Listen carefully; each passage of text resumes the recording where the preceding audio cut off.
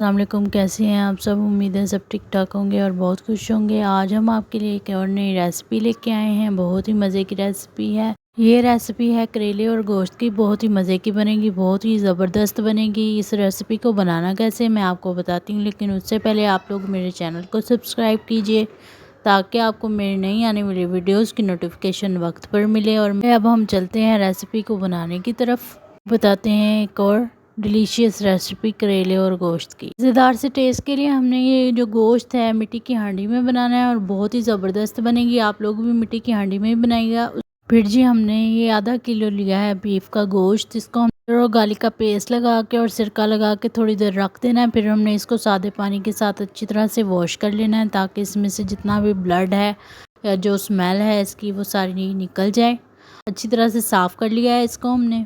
फिर जी हमने हाफ़ के जी करेले लेने। करेले जो हैं वो हमने पहले से छील के और फ्राई करके रख लिए हैं। करेलों को हमने पहले छीला और इसके बाद इसको नमक लगा के रख दिया। फिर इसको वॉश किया और उसके बाद हमने इसको काट के तो फ्राई कर लिया।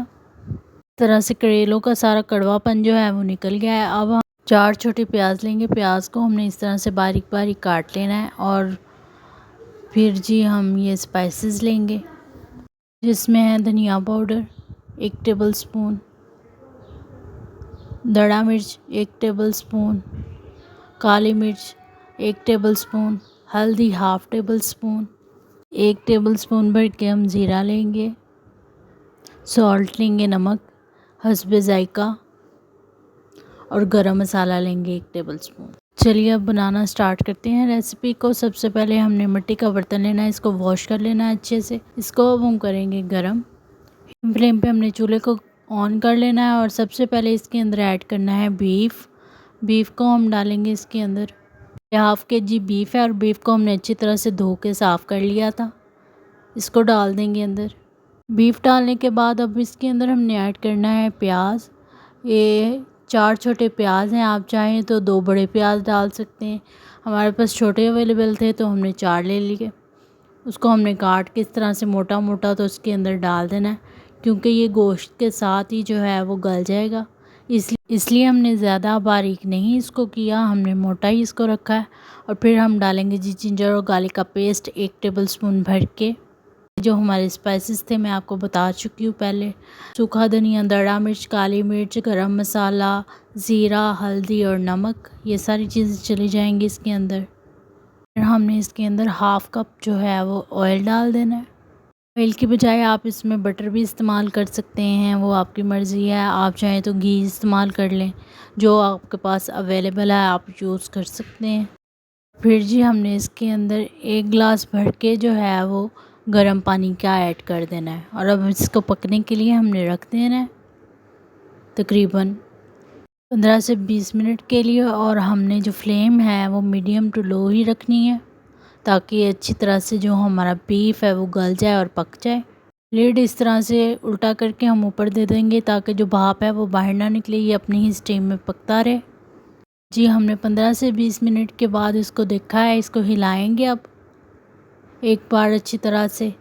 बीफ हमारा जी तकरीबन गल चुका हुआ है। अब हम इसको दम पे रखेंगे ताकि ये गर्म रहे। और फिर से एक बार इसको हिलाने के बाद हमने इसको लिड दे के तो दम पे रख देना बिल्कुल हल्की आंच पे और अच्छी तरह से गल जाए उसकी बूटी। दूसरी तरफ अब हम कढ़ाई ले लेंगे। कढ़ाई के अंदर हमने जो थोड़ा सा ऑयल डाल के, तकरीबन 2 टेबलस्पून ऑयल की डाल के, तो इसके अंदर हमने करेले ऐड कर देने। अपने करेलों को हमने पहले से फ्राई किया हुआ है, बस इनको हमने थोड़ा सा गर्म करना है। गोश्त हम पका रहे थे तो ये थोड़ी देर ठंडे हो गए हैं, इसलिए इनको थोड़ा सा हम गर्म करेंगे। सेम टेम्परेचर पे लाएंगे दोनों चीज़ों को।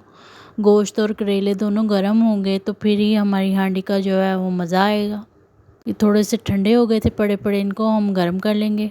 गर्म करने के बाद अब इसके अंदर हमने ऐड करना है जी हमारा बीफ। ये बीफ जो हमने पकाया हुआ है पहले, ये सारा ऐड कर देंगे इसके अंदर। इसको अब हम मिक्स कर लेंगे करेलों के साथ।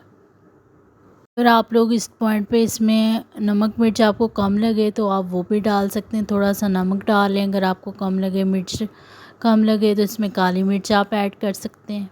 दोनों चीज़ों को मिक्स करने के बाद इसके अंदर हमने थोड़ा सा जो है वो दूध ऐड करना है। दूध इसलिए हम ऐड करेंगे ताकि इसमें मॉइस्चर बना रहे और करेलों की कड़वाहट को कम करने के लिए भी दूध इसमें हम डाल रहे हैं। इससे करेले जो हैं हमारे वो बिल्कुल कड़वे नहीं बनेंगे। आप लोग ज़रूर ट्राई करिएगा, ये बहुत अच्छी टिप है। दूध डालेंगे तो हमारे करेले जो हैं वो बहुत नरम और बहुत ही टेस्टी बनेंगे और बिल्कुल कड़वे नहीं बनेंगे। अब हमने दूध डालने के बाद हमने इसके ऊपर लिड दे देना है ताकि जो दूध है वो अच्छी तरह से करेलों और गोश्त के अंदर अब्ज़ॉर्ब हो जाए। और जब ये अब्ज़ॉर्ब हो जाएगा 5 मिनट 10 मिनट के बाद फिर से एक बार हम अपनी हांडी को अच्छी तरह से हिला लेंगे, मिक्स कर लेंगे। लिड उठा के तो इसके अंदर थोड़ी सी हरी मिर्चें काट के ऐड कर देनी है। हमारे करेले गोश्त जो हैं वो रेडी हो जाएंगे खाने के लिए। हरी मिर्चें डालने के बाद इसके अंदर खूबसूरती में भी इजाफा हुआ है और इसका टेस्ट भी बहुत ज़्यादा इन्हेंस हो गया है, डबल हो गया है। ज़रूर डालिएगा आप लोग भी, इससे और ज़्यादा जो है वो टेस्टी हो जाएंगे हमारे करेले गोश्त। ज़रूर ट्राई कीजिएगा, मेरे चैनल को कीजिएगा लाइक शेयर एंड सब्सक्राइब। मिलूँगी मैं आपसे नेक्स्ट रेसिपी के अंदर। अल्लाह हाफिज़।